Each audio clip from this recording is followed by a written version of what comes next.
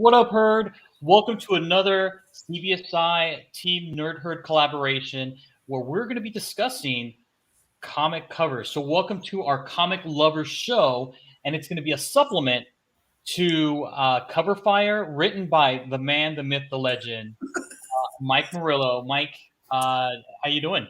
I'm fantastic. I'm really excited to start this show up. This is great. We've been talking about it now for a couple weeks and bouncing ideas off each other and getting super psyched for it. So this is great. It kind of delves into some stuff that I don't do in the article, and it's nice to do it as an extension. And it's great to be here with you guys. Thanks for asking me to join you. Oh, of course. I mean, we loved having you and meeting with you and talking with you. During our my favorite shows. That it's just like, oh my god, I think this would be a great idea. I mean, again, love your articles, and we have a lot of like quote unquote cover whores in our crew here, and one of them is Big Rob down there. Big Rob, what's going on? Coming up for the past, I'm going to say that I'm one of the coming horse here on the Team Nerd Herd. This is Rob's Nerd Haven on Instagram, and excited for this new show, new enterprise here with Mike, and see how it goes. Let's go, Mike. Yeah. All right, guys. So again, this is a recording, but we're going to be premiering it again, I guess, today. So, but before we get started, let's give a quick shout out to our Team Nerd Herd moderators, Uncle Rudy, Something Wong, Deanna May, and Glenn 2K. Thank you guys so much for making the chat what it is and making our show what it is. I mean, we appreciate you guys a lot. And again, thank you so much to our DJs, DJ Abomination and Plainclothes D. We love the beats that you guys have provided us with our both front and back bumpers, man. They are bangers for sure. So, guys, do you want to get started? Yes. Let's do it. All right. Here we go. So, comic lovers, CBSI, Team Nerd Herd collab.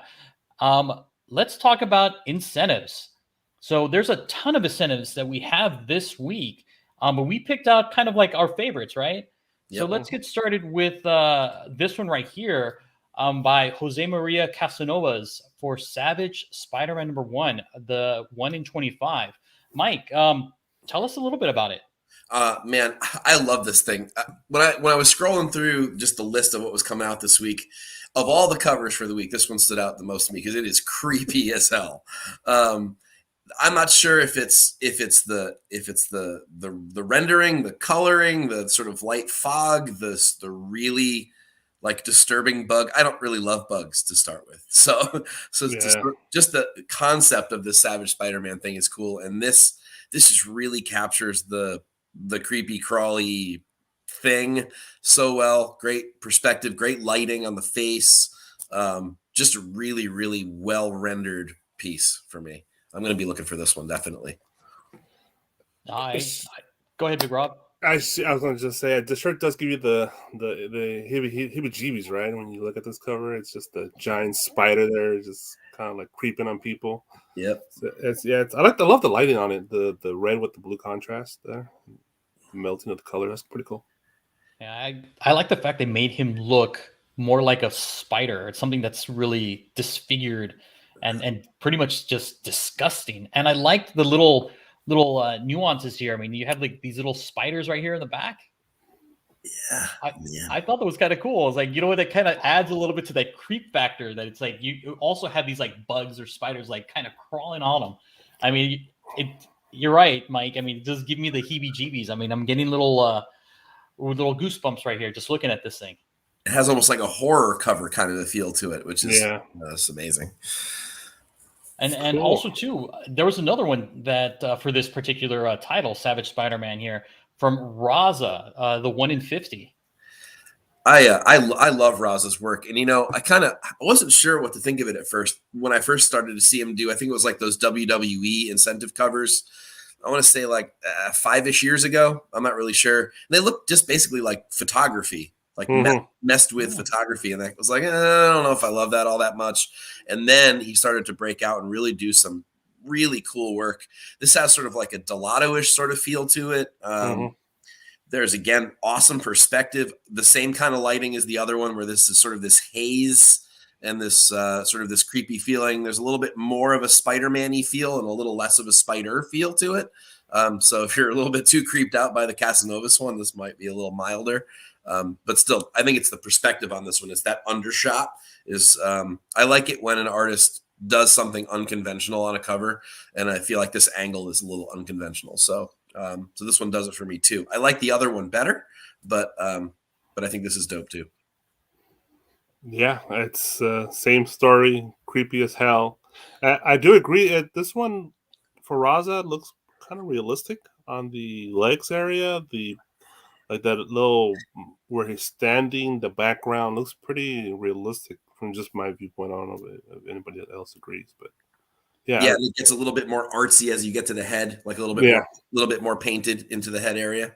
So he's kind of melding his both styles in this one image he created here, because the WWE one's really realistic, and some of his other work is very artistic, very kind of different, and so he's kind of melting both of his styles into this one particular piece. It looks like, to me, in my opinion. But yeah. No, For those that don't know me, by the way, I am very honest about the things I don't like in covers, which I probably shouldn't be, because I couldn't in a million years ever create this thing. So no, this shit looks hard. Yeah, but hey, you know what? It's like we always say our mantra. It's like you like what you like, right? So you should collect it. So I mean, we're all entitled to our own opinions.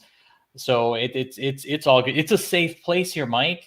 You're safe. You're safe. Nice.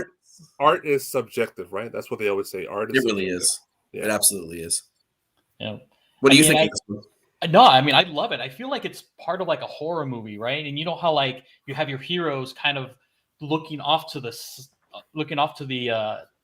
side, and you see this like figure has light in the back, so you don't really get to see the whole like creature just yet, and so it gets closer and closer. And that's how I feel about this thing, because it has that kind of like background that's all white, like lights emanating from it. And then as it comes closer, you're just like, oh my god, this thing is freaky as hell.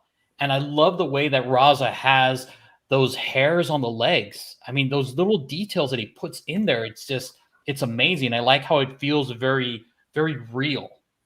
Yeah. And I think the bar has really been raised on all kinds of covers now, especially incentives. I think there's that there's the idea that there's got to be something special about them if you're really going to the best. Yeah. And I think those little pieces of detail, I don't know what artists I would necessarily point to. Delato is probably one of them, or maybe Middleton, or some of those that have really kind of upped the game. And now everyone's kind of up the game now. Yeah. So little details like that, little extra time taken to make things that much more detailed, are super cool to me, and make it worth the hunt, right? I want to go find this cover. Yep. Savage Spider-Man. Oh yeah. Totally agree with you on this one. All right. And then we have this other one with again, guys, correct me if I'm wrong with this name here. Souza Maika? Souza Maika? Souza Maika? Sorry. Souza Maika. I'm not sure. I'm tomato. You know what? But we're definitely in agreement here, and we're definitely 100% sure that this is a great cover. Big Rob, you want to tell us a little bit about it? It's a great cover. Maybe the cover of the week on this one. It's beautiful, man. I typically don't buy Red Sonja. Once in a while I'll pick some nice covers, but this one blew me away when I saw it. Something about the pencils with the white background. Dude, she is beautiful. It's really well drawn. This artist blew me away. I kind of like the sword. It reminds me a little bit of the Thundercat sword, the Aya Tandora. But it's a 125. It's actually the same cover as the cover A. So it's just the other one has the trace of the Virgin, and Virgins are typically preferable. But I love it. Hey, you caught that. I think we all caught that, Big Rob. Yeah, man, I just love it. It's just a badass cover. It's a beautiful cover. The wrestling looks great, and Jose Maika did a beautiful job. And I'm looking forward to her future work and what else coming through the pipeline. I hope. Well, this is a spoiler, but the A cover. So Covered Fire is all about non-incentives, the article that I write every week. Mm-hmm. And the A cover, spoiler alert, is also my winner this week. So this piece of art, I think, blew us all away this week. It's just gorgeous. The lines are gorgeous. And let's face it, Red Sonja as a sexy cover has been done to death. And to come up with something that still made me go, whoa, for a second is pretty impressive. And I'm not sure I can put my finger on exactly what it is, but there's something just unique and beautiful. It's the lines, it's the simplicity of certain parts of it and the details in others. Really nice little touches. Just a gorgeous cover. I cannot wait to find one of these. One note for I to mention, this is not the regular Red Sonja. It's the Red Sonja Valentine's Day special. Yes. Yep. Valentine's Day special, one shot. So I would love to see this actual story inside what's actually going on for Oh, come on. You're not going to read the book. Of course, I read Red Sonja. I'm the one guy who reads Red Sonja. I guess we're two guys that actually read Red Sonja. Oh my God. Yes. We talked about this one. You know what? All these Dynamite books, the cover art's amazing. I just buy it for the cover art. I don't even crack the book open. I'll be real. I'll be honest.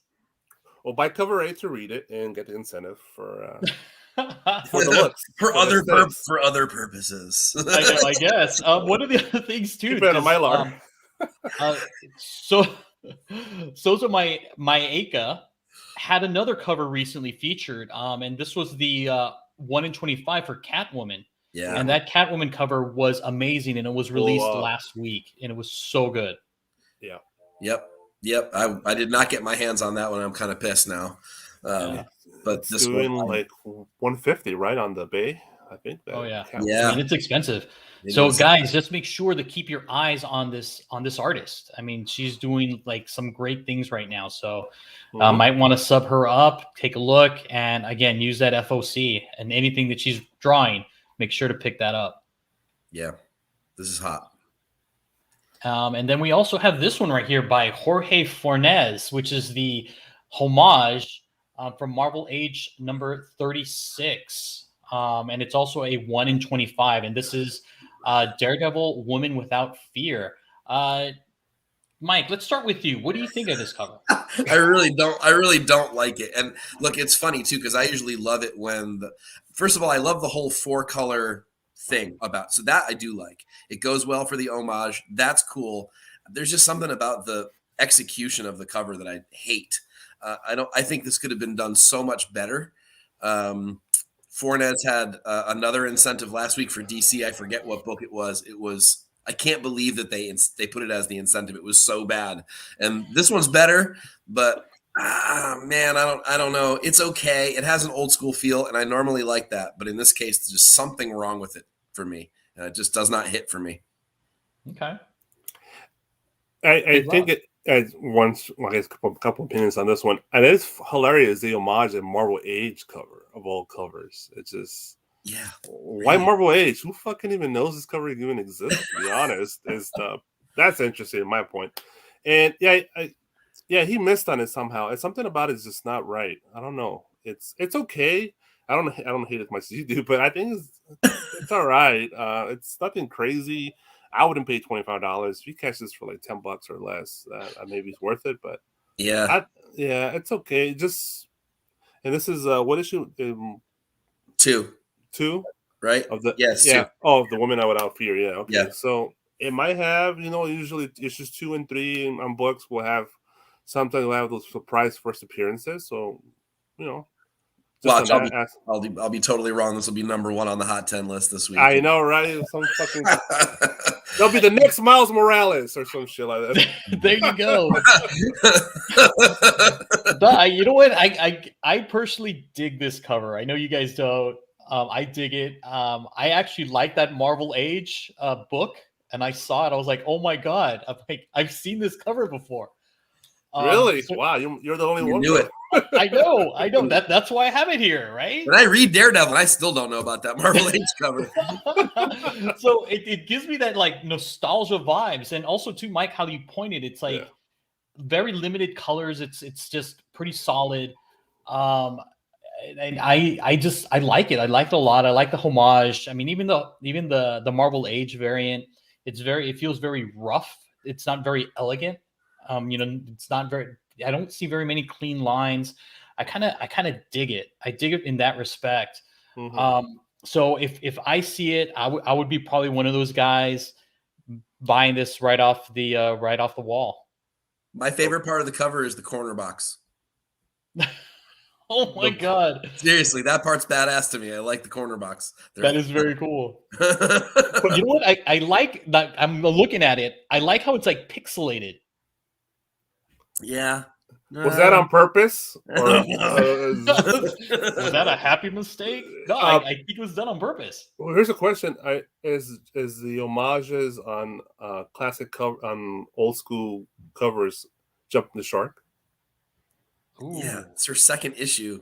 I mean, it's all. I mean, she's been what? She's been Daredevil for 7 or 8 issues now total. If we go back into the Zdarsky run, is it time really to start homaging classic covers with her on? Yeah, I agree with you, Rob. I don't know if it's time yet. That's pushing it. Elektra's classic, but Elektra as Daredevil, I don't know if that's classic enough. Well, I agree in that aspect, Mike. But I was talking about like as in general, has Marvel jumped the shark on just doing homages on classic? If you looked at last week's Iraq, there was a ton of homages on classic covers. Yeah.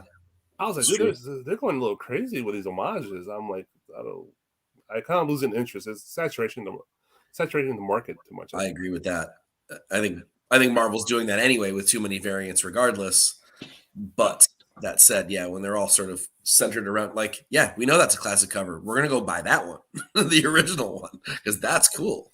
Yeah, and you probably find that book in the dollar bins. I guarantee it. Yeah. Do you have it, Alonzo? I think I do. I had the whole series of Marvel Age, so I am fairly positive I have it. That's a good run and a half, bro. Yeah. It's like I collected all these crazy stuff, and Marvel Age was one of them because it had like all these like cool little one-off things, and sometimes the art was more comical in it, you know. So I was like, oh, as a kid, I was like, oh, this is kind of fun. So, no, this is a hard pass. This one's a hard pass for me, but.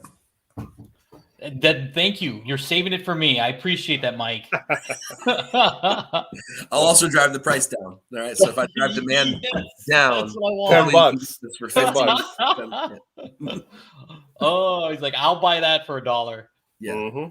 All right. And then we have here, and Big Rob, you can talk about this. So the Monkey Prince will be coming out as well. So this is the first issue. Cover art drawn by Dao Zhao, and it's a 1 in 10. It's also her first official cover work. So Big Rob, tell us a little bit more. Okay, so this is Monkey Prince #1 from DC, and I don't buy DC books, but it's one of them books I was just looking at. I was going through Midtown, and I was looking at all the covers and stuff, and I was like, man, this book, something about it just catches my eye. And I just kept looking at it more, and I was like, dude, this is really, really interesting looking. And I started researching the artist, and I realized that she's never done any official cover for any comic book. She's done like a Chinese recipes like illustration thing for Dark Horse. It was like a hardcover like a few years back, because that's the only thing she's come close to doing comic book wise. But this is like her official comic book art, and it's just the detail on it. If you look at the bushes, the background, it was just so much detail, so many lines. I love it. I don't give two shits about the Monkey Prince, to be honest, but that's kind of that's shit monkey. Okay, but yeah, it's but it's awesome. It's just really good, and it totally according to the vibe of the old school Chinese art, and she did a great job. And if you looked at her like her work on Google Images, it's similar to what she's doing here, but it's traditional Chinese art, and it's interesting to take that kind of art style into superhero characters, you could say. So I'm looking forward to more of her work. Awesome. It's also a teen variant, not actually a 1 in 10, but people are selling it as a 1 in 10. They're selling it for like $10, most websites, but it's actually a teen variant. So people had to buy, I think, like 50 copies of cover A and B to have access to buy this. Wow. I did not know that. Okay. Yeah, I didn't know that either. So, Rob, can you explain that to me? Just because like I'm not aware, right? So you had to qualify by purchasing 50 of them, right? DC has this crazy program. They've been doing it for a while now, especially with the Batman books, where they call them team variants, and your comic book shop has to buy a certain amount of copies of cover A and B just to qualify to buy this. And a lot of times shops don't buy 50 copies. You have to. It's usually the big stores or eBay dealers will buy them, but it's it's basically that's the gist of it. And for me, luckily, my store is buying 50 copies. I got access to one of these copies. But as far as I know, that's all that you really need to do. They have to just buy 50 copies of A and B, and they have access to buy this many as you want. But you have to buy 50 copies of A and B. And there's also sorry, what? I was going to say, at least it's not how Marvel used to do it, which was like, no, you have to buy 50 copies of Squirrel Girl to get this Wolverine variant over here. And you're like, yeah. The fuck? Seriously? Why would I want that book? I want the Wolverine book. On what planet does the same person who wants Wolverine want Squirrel Girl or whatever it was? I don't know. There was a ton of those way back, like early 2000s. Yeah, Marvel has some crazy qualifiers. You had to buy a different book and to buy this book from a whole different series, and you had to buy a shit ton of copies. It was crazy. But regardless, back to this cover art. I love it, dude. I'm definitely putting an order in for this, and it's gonna be in my collection. Yeah, it's cool. I mean, the comment I said off the air before we started, I'll say it now. This is what I want Peach Momoko art to look like every time the book drops, and it never looks like this. This is the Eastern style that hooks me. I want to see her do a Usagi Yojimbo cover. Oh, no. Wow, you just blew my mind, Mike. Because the bar just went up on Usagi Yojimbo last week with was it in Huck Lee's cover? That shit was crazy. Yeah. So, but this artist on that would be insanely cool. Oh my god, I'd go to the ends of the earth for that. Yes, right. I can picture it too. Oh my god, that would be so good. Yeah. I mean, I totally agree with you guys with this one. I mean, I the detail. I mean, it's also too. It's something different that we don't necessarily see on the rack. Agreed. So it's definitely eye catching for sure. And now knowing that it's a team variant, I mean, I don't foresee a whole lot of these being on the market. No. You go on eBay, there was one copy, right, Alonzo, that one day? Yeah, on eBay, there was one copy. It was going for, I think, like $30 or something like that. Ooh. And it was sold out everywhere. Sold out in Midtown. It was sold out in some of the other stores that I kind of look at. So I was just like, how am I going to get this book? I love it. Not spoiling your honey holes. All right. Some of the other places where I shop online. Kmart, JCPenney. That's right. Montgomery Ward. Nice. Man, well done, well played, sir. Well, thank you. And then also too, we do have another cover as well for Monkey Prince from DC, and this one is being done or drawn by Dustin Nguyen, and it's a 1 in 50 as well. I'll kind of take a stab at this one. To be honest with you, I am really not a fan. I love Dustin Nguyen's work. I like the watercolor, the way he paints it. But for whatever reason, for me, I am just not feeling this cover. And for it to be a 1 in 50, I personally will not spend the money to buy this book. Nope. I'm right there with you. I wouldn't spend it. I wouldn't even buy. This wouldn't even be my choice from the regular covers. If this were a regular cover, I wouldn't even buy this one. So yeah, no, this is a hard pass for me too. Yeah, I'm not paying $50 or $40 or $30. And like you might, maybe not even $5 to be honest. But yeah, you got to go with a Zao, man. Zao covers the shit. I think there's also an Archim, right on this run. You know what? Yes, there is. That's probably the one I would choose if I had to choose just a regular cover price cover. That's probably the one I'd go with. Yeah, the Archim is better. Yeah, there's also another one too that's out. It's a red cover. It's the Hongbao. Oh yeah. Variant, which is the all red. Celebrating the year of the monkey. Yeah, Chinese New Year, little homage. But that one got pushed. You're the tiger. Sorry, you're the tiger. You're the tiger. But that one got pushed. My shop told me that because I asked about that one. So it's not coming out this week. It's available to purchase and stuff on stores, but it definitely got pushed. So it's not going to be in store shelves. As far as I know, I was told that they got the email last Friday from DC or Lunar.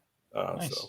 Okay. I like how we kind of talked about it. Then Mike, I think, grabbed a pen and is starting to write. Got to get this Hongbao cover. I'm looking up the Dow for Monkey Prince. I'm looking up the Zao Dow trying to find a copy someplace. So that Chinese New Year one is the more popular one right now, but I still think Zao long term will be probably the better book. Yeah, the gold red foil, whatever the heck that thing is. Is 50-ish right now. 50, 60. I mean, I don't know what the heck the Zhao Dao is because there's no copies available. So who knows? But So you guys get, if you see it on the rack, buy it. yeah, definitely buy it. No doubt. All right. And then we have this one right here, which is the Halcyon Legacy book #1, and it's the attraction variant, which is a 1 of 10. So Mike and Big Rob, I know you guys are big Star Wars fans. Who wants to go first? Mike, or It doesn't make any sense to me.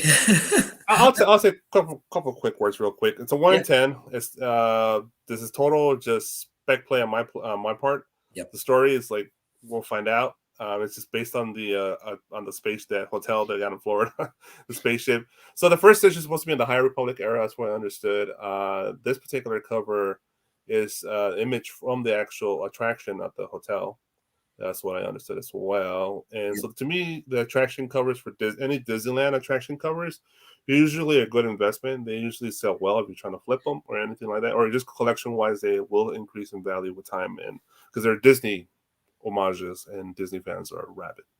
Yep. And I think you're right on all counts. I think that's what I caught out of this. But yeah, like those original Galaxy's Edge sort of character first appearance-y things, whatever the Hammerhead was on one of those, and those are still good. Those are still good spec. This one could be. I hate the layout. I wish there was more art, less trade dress. I think it's very clean. It's very. I'm sorry to interrupt you, but it's very clean. It is. Yeah. I think this character has to be something for this book to ever really be more than a $10 book. But you know, Star Wars fans, they're rabid. They'll buy everything. It's Star Wars and Disneyland, and then Disney park attraction fans. Good point. And I think just that alone will keep interest alive. But not my favorite Star Wars incentive, but still, I'll pick it up if it's ratio or lower. I'll still grab one tomorrow or Wednesday. And also, how many shops are buying 10 copies? Yeah, not many. Oh, I'm sure they're buying a lot. I mean, it's a first issue, right? And that's true. Star Wars. Maybe we'll see. We'll find out. I'm sure there'll be like a couple copies in your LCS. I'm fairly positive there. At the very minimum, be 25 copies. You know, if I think about how many stores order Star Wars Adventures and some of those IDW books, you're probably right. It's probably going to be more than I initially think. Because almost every store in my area orders at least 10 copies to get one of those 1 in 10s every couple of weeks. So yeah, there'll probably be a copy per shop floating around in my area anyway. Still pretty good. Yeah, not bad. So gettable, definitely gettable. So make sure you guys head down there first before Mike gets there. I only want one. I don't do multiples of these kinds of things usually. FOC, baby. Pre-order. That's true. All right. And then we also have this Wolverine, X Lives of Wolverine by Gabriel Delato, and it's a 1 in 50. Mike, tell us a little bit about it. Man, I love seeing Delato back on a Wolverine book that is incentivized and possibly gettable. There's throughout the time that he's been working, he has some incredible, very, very sought after Wolverine covers. There's that blue one that I can think of with his foot up on the thing, and it was one of the top 100 variants for a long time. There's a couple of Euro only Delato Wolverine covers that are amazing. And this is just a nice addition to that, and it isn't the same as any of the other ones that he's done, which is great. So he could have kind of phoned it in and just sort of redone one of his older covers, but in this case he doesn't. I think it's just as good or better than some of those classics. And just this is the right mixture. Delato on Wolverine. Even some of those later Wolverine origin books, he did like number 50 and some of those, which are gorgeous covers that people always bypass. I think this is going to be a big book this week. Cool. I'm glad it's not black background. Start with that. Yes, true. he's fond of those black backgrounds. I don't know. For me, this book is kind of it depends on my mood. Delato always depends on my mood. It's sometimes I really love it, sometimes I'm like, eh. But I guess I dig the background. It just kind of helps with Wolverine color scheme. So for this one's a yay for me. I like it. It's good. It's I don't know if I'll pay $50, but it's a nice cover. I like it. Yeah. Yeah, it's totally for okay. So we've been seeing a lot of those Spider-Man books from Delato that are all black. Spider-Man's in the same pose. I mean, it's just getting very, very vanilla. So when I saw this, I was like, oh my God, this looks fantastic. I like that it has an orange background. You can actually see the character. And again, Mike, to your point, I mean, it's Wolverine, and Wolverine's popular as hell. And to see Delato just get right back on it, I mean, it looks fantastic. The other thing about those all black background covers, those are him doing chalk / pastel on black paper. And this is a fully painted cover. And you're right. I mean, the difference between the artistic impact of his painted stuff versus his pastel stuff is like night and day. And I think you're right. He's been focusing way too much on that pastel work over the last couple of years. They're kind of boring. They all sort of look the same. They kind of have, I don't know, they're sort of interchangeable with each other. This one finally feels like what I want a Delato to look like. It's different. It's different. He's kind of saturated his own market with his black covers. That's true. He has. All right. And then we have another cover from the same book, Exiled Wolverine by Larry Houston. And this is the 1 in 25 animation variant. Big Rob, what are your thoughts? All right, I'm going to be a jerk. Sorry. I don't like it. I just don't like it. It's like, I get it. It's an homage to the anime series.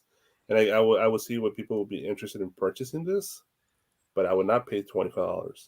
Maybe a $4 book, that'll be fine. But it's just nothing catches my eye. It's very simple pencils, and very simple colors. It's cool action scene here, but it's been done to death. X-Men and style animation, homaging the Fox show, and it doesn't really stand out. It's just whatever to me. I'm right there with you, and I think. So I'm going to also be kind of mean about it. I don't think it's done right. I think putting the Sentinel in the front like that was a poor choice. I want Wolverine more front and center if I want this thing. You don't want Sentinel ass in your face? You don't want no Sentinel ass. No, that's not my favorite. And I also want it to look more animated. If it's supposed to be animation, I want it to look like a painted animation cell. Like I want it to, if I wanted that look, if I was a collector, if I were a collector going into the store saying, man, I really love cell animation. And that cover really looks like cell animation. The old Disney books like DuckTales and stuff used to do it pretty well, where you'd have these backgrounds that were kind of lushly painted like a Disney movie. And then you'd have this very 2D looking animated character over the top of it, which then stands out because you've got two different art styles. Remember, what book was it? There was a book that was, oh man, it had the Peggy Carter Captain America costume, and they were all kind of climbing up the hill, and then there was this stupid little like Funko Wolverine on the cover of it. Yes. What cover is that? That's, oh my God. That's Exiles. Exiles. Thank you. Exiles. That's kind of what I want one of these covers to look like. Like that Wolverine looks like an animation cell laid over the top of like a live action scene. And if you're going to do a cover like that, that's the way it should pop. Now, I hate that cover. Don't get me wrong. But the idea of how it was accomplished is what I want this kind of a cover to look like. So because this doesn't pop for me, because the perspective and who's in the focal point is wrong, this is a hard pass for me too. I'm with you, Rob. Not a fan. I you know what, Rob? Now that you kind of mentioned like Sentinel ass, that's all I can see now from this cover. And, I was kind of borderline, like, yeah, it's kind of cool. But now I'm like, yeah, now I don't want it. Look what you did. You just ruined it. You know what would have saved it, to be honest? If they would have done that gimmick of the, what was that paper cloth? The acetate? Acetate. Oh, that's good. That's not a bad idea for this kind of thing. That needed that gimmick. For 125, put that gimmick on top of this book with acetate, maybe the Sentinel on top. And just kind of like that would have been cool. Yeah. Ooh. I want the angle to be completely not because of Sentinel ass, but like I want the angle to be shifted enough so maybe we see more of a profile from the back side profile of Wolverine slashing forward in front of him, so it'd be back to us with the Sentinel facing us. Then we get the same scene, the same action, more Wolverine up closer. That would have. I don't know. Again, I couldn't. So in other words, you want Wolverine's ass in your face. Then. Yes, exactly. There you go. You cracked the code. Yes, I would like some Wolvie ass in my face. Australian ass, according to his accent. That's right. All right. You hear that, Marvel? Make this happen. Make this happen. Yep. All right. And then we have our final one for incentives for this week, and it happens to be the one that we've chosen to be the ugly, and it's the Spider-Man, the Amazing Spider-Man number 88, drawn by Mark Bagley, and it's a 1 in 25. So, fellas, take it away. It's just trash, man. it's just bad. It's embarrassing. Bagley is good, and this cover is not. And it's embarrassing a little bit. I don't know how else to put it. It's just not good. Yeah, obviously, he did it half-ass. He didn't really put a lot of effort into this. Is Nick Spencer still writing this book?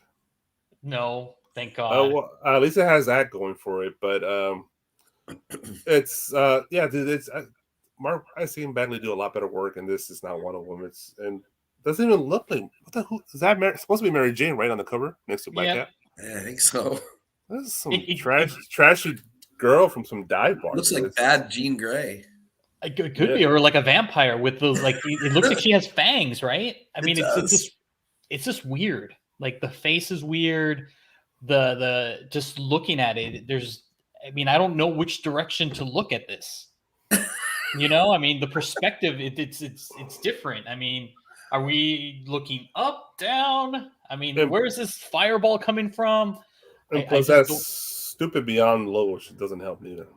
Oh, I know. It looks really bad. It literally looks like cut and paste. It totally does. I agree. Yeah.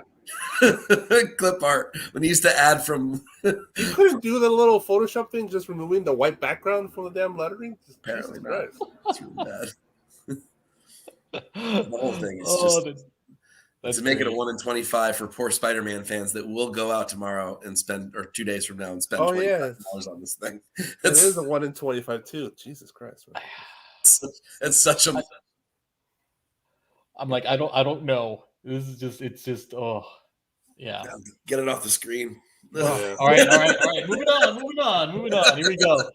And now we're moving on to the store exclusives for our segment. Again, we're just talking about a number of things that aren't covered in Mike's article in CBSI Cover Fire, where he just talks about the cover A's, cover B's, and not mention any of the incentives exclusives. So again, this is just a nice little supplement for you guys, so we can let you know what we think is pretty much fire for these covers that are coming out this week.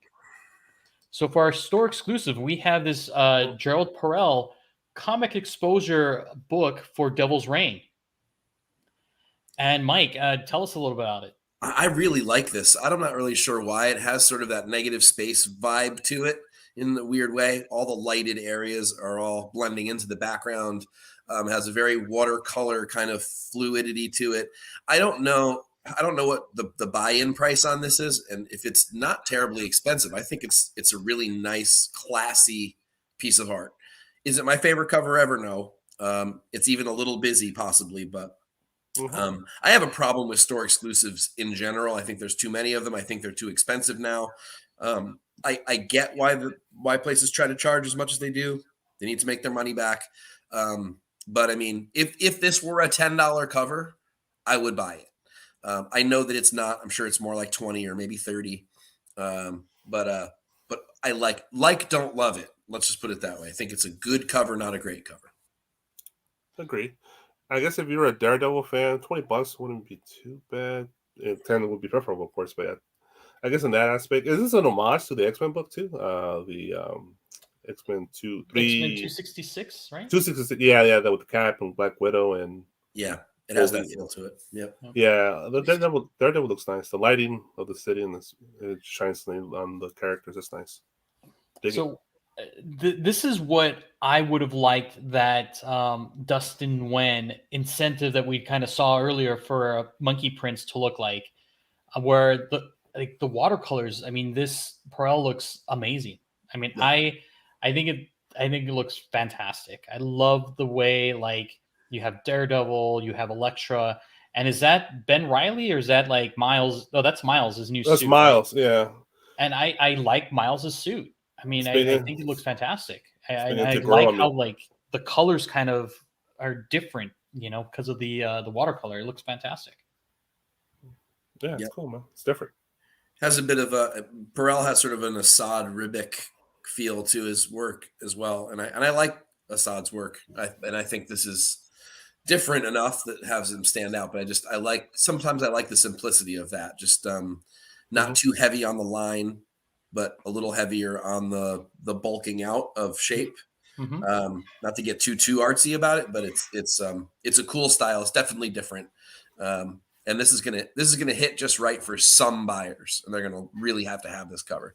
Others are gonna completely ignore it and just brush it off to the side. It's just one of those covers. Yep. All right, and then we have another one here. Big Rob, why don't you take this one away? All right, this is Star Wars Insider issue 208, and this is the PX Previews exclusive. This is exclusive to previews. There's Bo-Katan, Axe Wolves, and what's Sasha Banks' character? I forgot her name. Casca something or other. Yeah. So I don't even know who the artist is on this, Adlon, so I don't think we have the artist's name on this one. Yeah, you know what? I couldn't find it either. They're really hard to get. I've tried to look up other issues for these, and they're really hard to find the artists. They don't disclose them a lot of times for some reason. It's a beautiful cover. I love the it's all pretty much in blues, a little bit of grays. You can see some greens, I guess, but it's all mixed well. The characters look really, really just badass, dude. They present well. The pencils look great. And even the trade trace is placed in the right location to really give the art piece the presentation it deserves. And I love the little trade card homage variant to it too, as well. Yeah, they've done a couple others of these. There's at least an Ahsoka that I've gotten.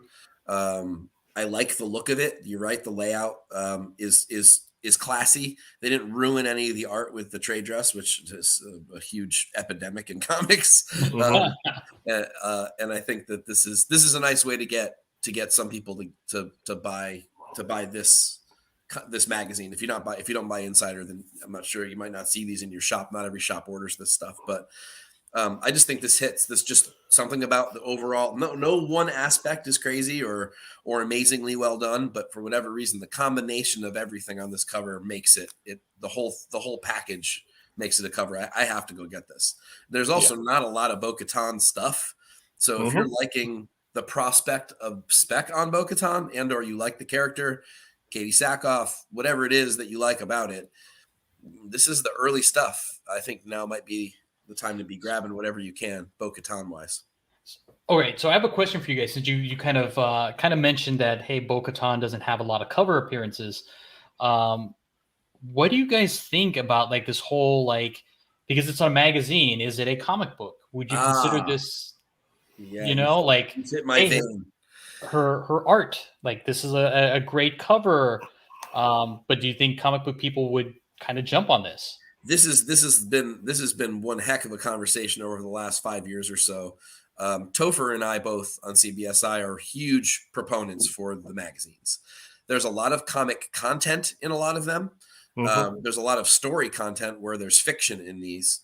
And I think if you're a reader of Star Wars content, whatever that is, whether it's comic content, fictional content, whatever it is, you should be buying Insider. A.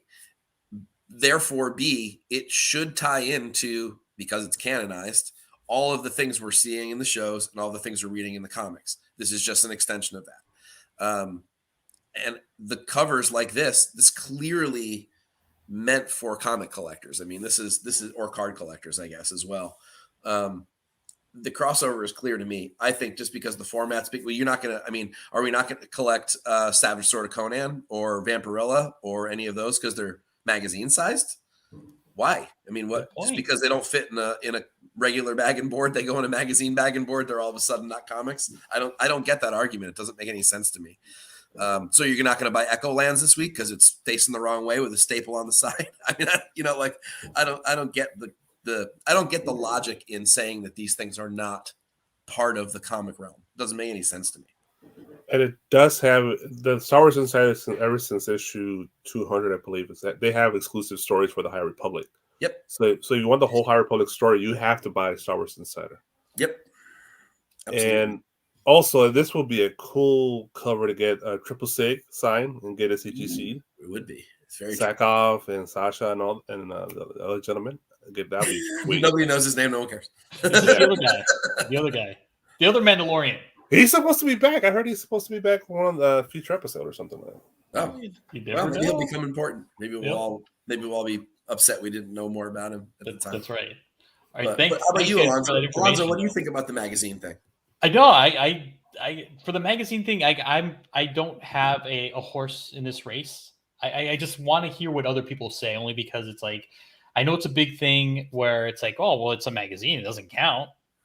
You know, there's like, oh, it's a little strip in a magazine, or it's like, oh, it's a Lego character, it's not the real character. You hear this a lot, and honestly, for me, it's just like I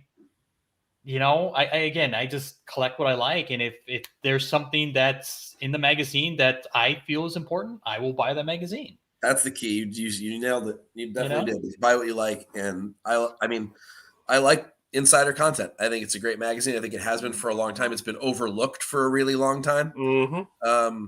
There's some really important content, canonical content in past issues, some incredible covers as well, especially if you're lucky enough to get your hands on the subscriber virgin covers. Big Rob's got a ton of those. As do I. And I got them when no one cared because they're beautiful. And now all of a sudden, everybody wants them because they're super, super rare, especially in good shape. And that's not to pat myself on the back, but I bought, like you said, I bought them because I liked them. And they're not going anywhere. They're in my PC. I'm not selling them. I don't care what they're worth. They're mine. I'm happy to own them.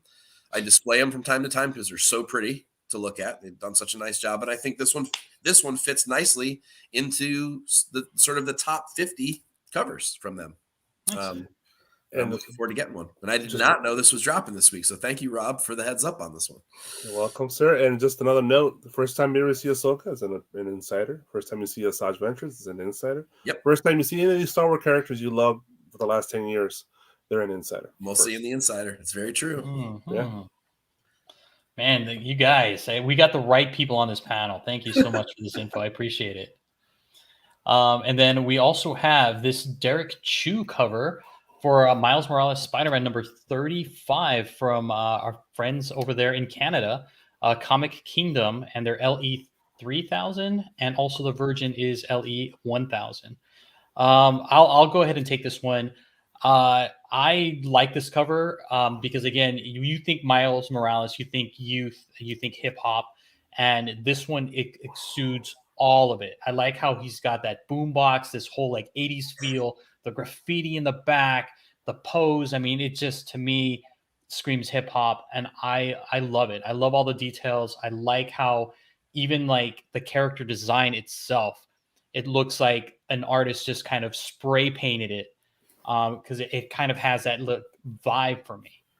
I want to see this beside one of those Punisher Opena variants. Do you remember that thing? Yes. Spray painted Punisher back on the wall behind him. Yes. This would be really cool companion to that. I love this cover. I think this is fantastic. I agree with you. This is fantastic. All aspects of this character or of this cover are really well done. Really well done. I don't know that. I didn't order one. Did you guys order? Is it even available yet? Is it available this Saturday? It's available right now if you wanted to go pick it up. It actually came out on I want to say this weekend. Okay. So I agree. This is a great cover. It's a beautiful cover. It's a home run all the way. But there's several covers with a boombox, right? So is all this based on this issue 35? Yes. There's the homage to LL Cool J when he's kind of just rocking with the Kanga. Yeah. That's the Mayhew, right? I don't recall. It could be a Mayhew. I think that's Mayhew. Yeah, the KRS. Yes, KRS. Why a boombox for this issue? Is there something in the book that it leads to the cover having a boombox? I don't know. I haven't seen it. But you never know, right? You never know. I mean, it could be just like they gave him a theme, and the artist was like, "Okay, I'll just do it." But they made several covers with boombox. That's why I think that's interesting. And I'm like, why everybody picking a boombox for him to carry? Because they've done tennis shoes and DJ and all that stuff, but now boombox. That's interesting to me. I love that DJ issue. That's a Raza. I love that thing. Yeah, that's great. This is cool. I might go snag this. And I don't usually buy Spider-Man stuff, but I really like this book. This is cool looking. Nice. Very cool. true. All right. And then we have a young Ji-Hung Lee variant for Silk number 4. And it's the Virgin variant that you can purchase at Golden Apple, Frankie's, or actually on Ji-Hung Lee's webpage. So, Mike, what do you think? This is a reuse of the number 1 artwork, right? Yes, I believe so. I saw, for Silk number 1, I believe we had this issue for Silk number 1. There were this particular cover for Silk number 1 that was just like a cover A or cover B. It was one of those variants you can just kind of pick up. And now I guess they're re-releasing it as a Virgin for this particular issue, which again is Silk number 4. I don't always love Virgin treatment, especially later on. It's weird that they're doing this on a different issue, but in this particular case, it works. I think it works very nicely as a Virgin cover. It's a pretty cover, very simple lines, elegant lines, nice color. I'm very hit or miss on Lee's work. Sometimes I love it, sometimes I hate it. This piece I really like. I know there was a lot of heat surrounding it when it first dropped on the number 1. I think this will probably sell out. I'm surprised if it doesn't sell out pretty instantly anyway. Don't know what kind of aftermarket value it'll have just because it's already been used on something. So you know what? I stand corrected. I'm sorry to you guys on the panel and sorry to those viewing. I just looked right now, and the reason why I'm thinking that it was number 1, it's actually number 4. So okay, it's they're not reusing the art. It's brand new art. It wasn't used for Silk number 1. It's actually Silk number 4. So I do apologize to you guys here for that. I just wanted to bring up to look it up really fast, so that way we could see the original art with the trade dress, so you can compare. And then I saw it said Silk number 4 on there. So again, I do apologize for that. My bad. I should have known that too. I remember when this popped up in all of the sort of chat rooms and stuff like that, people talking about this cover, like when it first got announced. And I think that there's been a lot of I don't know if hype's the right word, but people are looking forward to this cover. I think it'll be an instant sellout. I think it'll do well. I don't know what it'll do on the aftermarket, but I think it'll definitely sell out. It's a great cover, man. Beautiful cover. Love the background. Love the little rainbow colorish little dots in the back. I love that.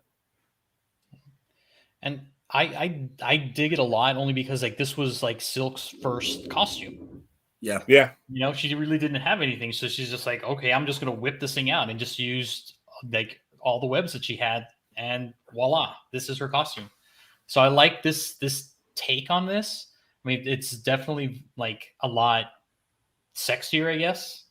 I like how the background is the city and it's kind of blurred out, it making our main focus the character itself. So I dig it. Yep. It's great, man. Really pretty lines on this one. And I believe this one is another one of maybe Mike's favorites. It's a Gelato. Yep. Devil Dog from Devil Dog Comics, LE 2500 and 800 Virgin. Wow. For the Ghost Rider number 1. That's weird. Mike, take it away. Are they holding? They must be holding some back, because I think Marvel makes you do 3,000, 1,000. So I wonder where those other 500 and 200 are going. But in their pockets. Yeah, more than likely. This has the feel of a lot of other great Ghost Rider covers in the past from various artists, including Gelato. But I think this is a banger. I mean, this is gorgeous. The work in the fire, the sort of the fluidity of all of it. This is probably even better than the Wolverine from this week from the incentive section. I like the overall execution of it better. Lots of little details, cool stuff going on. It's not different enough from other big Ghost Rider books for me to jump all over this one. Yeah, it's definitely better than the Wolverine, I think. And he used actually a black background, and this is a lot better than the typical black background covers he uses, I think. This is great. To be honest, not my favorite Ghost Rider number 1 cover. My favorite is one with he's wearing the Infinity Gauntlet. You seen that one? Yes. Yeah, I love that one more personally, but yep. It's a great cover. It's a beautiful cover. the 800, that's enticing. But yeah, it's a winner, man. Yeah, What else can you say about it? this cover's dope. I love it for all the reasons you guys have mentioned already. Like I dig it. I love the flame. I love like every aspect of this. How it like it's very raw, and I get that like vibe from it, and it's gorgeous. It's gorgeous, and I'll definitely be picking it up. I know it came out over the weekend, so it may still be available. So I would definitely take a look again at Devil Dog Comics to see if you guys can still purchase it. Yeah, with 800 as the LE on the version, that's probably gone. But but Yeah, You never know, right? you never know. I'd be shocked if it's still there to me. Me, Hey, me too. quick note on Ghost Rider #1. I know the Stegman has the open the both sides art. Right, it was called. Mhm. I forgot the damn term for it, but I believe that one might have some first appearances on Ghost Rider, different variations of Ghost Riders on the cover. Oh, that's right. That gatefold cover, right? Yeah. Yeah. That there might have been like a different Ghost Riders that are kind of like in the background. Yeah, but his first cover appearances on those versions of Ghost Rider. So just a little quick side note for Ghost Rider #1. For those still listening in. All right. And then we have the Ugly, which is an In-Hyuk Lee variant that you can find in KRS Comics for the Amazing Spider-Man number 88. And I'll start off, like, we are all huge fans of In-Hyuk Lee. He's done a ton of amazing covers, but for whatever reason, I feel like this cover is very generic. There's nothing really special about it that screams like, "Hey, buy me." Plus, like it's a character that we don't know too much about. I mean, it's. I mean, I don't know. It just doesn't do anything for me. Just because I don't feel like it's doing anything. Like the character isn't doing anything, and it's just kind of very blah-ish to me. Yeah, there's like this. I use this analogy a lot, and no one understands what I mean. But I say it's like Heathrow Airport. This thing, it looks like parts were just jammed on in weird places. Like this does not look like one cohesive piece of art to me. It looks like a bunch of little pieces of art kind of jammed together into one thing. It's not his best work. It's kind of a mess to me. I don't know. I'm not sure even how to describe it, but it's just not. It just doesn't. It just doesn't do it for me. The colors are not there. There's like a layer of rendering missing. I could kind of go on for a while on it, but there's a lot of things I don't like about it. Big Rob. For me, it's like what drove Marvel to say, the Red Goblin, that was awesome. Let's do a female version of that. Yes. Let's just do that. It's just great. In In-Hyuk Lee's standards, this is not good, to be honest, for his standard, because that guy is usually top notch, and you can tell he's just like I'm not saying this again, half-assed it.